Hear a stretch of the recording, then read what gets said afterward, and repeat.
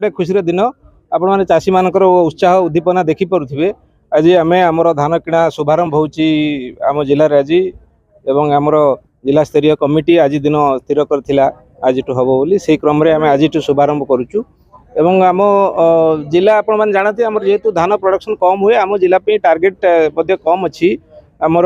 7,09,000 quintal मात्रा आमर अच्छी टार्गेट 21,730 जन आमर एक्चुअली चाषी रजिस्टर करछंती एवं आमर 64 स्थान में आमर प्रोक्योरमेंट सेंटर खोली प्रोक्योरमेंट सेंटर में आमर जहाँ बेसिक फैसिलिटीज आम जोगेवा कथा सब जगह जोगेचु आमे सेठी सीसीटीवी रो व्यवस्था करिचु आमे सेठी ड्रिंकिंग वाटर रो व्यवस्था करिचु शेड रो व्यवस्था करिचु सिक्यूरिटी रो व्यवस्था करिचु एवं आज जेहेतु आमर शुभारंभ है आम आशा करूँ आमर जो टार्गेट आम जिला फिक्स कराई आम अत्यंत शांति श्रृंखला सहित सुरुखुरी ये टार्गेट आम निर्धारित समय सीमा भितर आम हासिल कर जो पाड़ी क्लीनर मेसीन आप देखुं ये से दुटा आज ये शुभारंभ करुचु।